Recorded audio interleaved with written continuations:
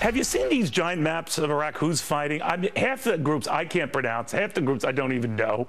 But fortunately, Waleed Faris does. There is no better read of what's going on there than this gentleman. And Waleed, I tell you, I'm reminded what Ron Paul was telling me not too long ago, that this is why he's so against getting involved in these conflicts. He says, because the group you think is your buddy isn't your buddy, and they can turn on you fast. Who are our friends? Who are on our side? Or who should we support? Because I don't know who's who. Look, to simplify the issue, Neil, you have those who are now gaining the land, gaining the cities. This is the so-called ISIS. In Arabic, it's Daesh.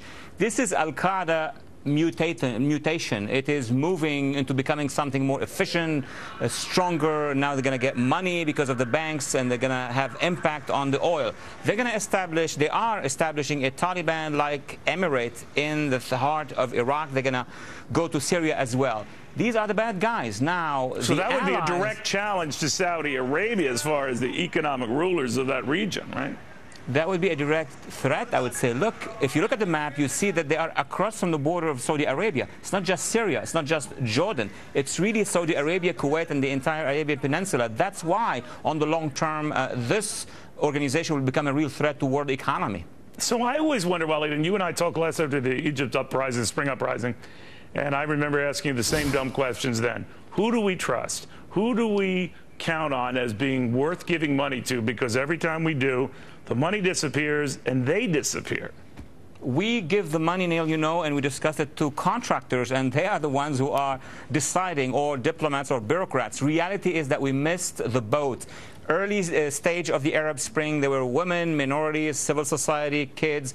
We waited for the Brotherhood to come in Egypt, for Nahda to come in Tunisia, and in Iraq we left on time for domestic politics, but who came to control? The pro-Iranian government. And the pro-Iranian government generated a crisis that created this ICI or this Daesh organization. So we are always late, unfortunately, over the past 5 to even 6 to 7 years. Then what do you think of the argument expressed by many? Don't get involved at all.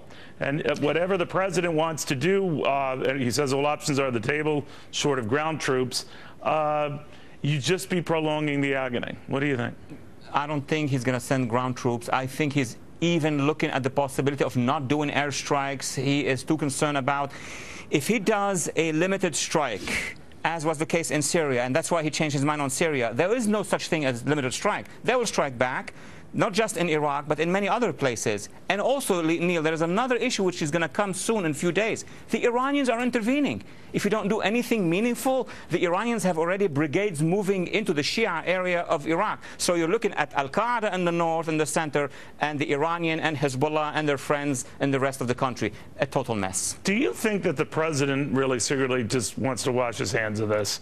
That this blew up in his face, but the way he figures it, Americans are war-weary. Whatever hit he's taking in the polls for this and the criticism from conservatives of this, it's short-lived. He thinks that Americans are saying, to hell with this. All of this, we're out.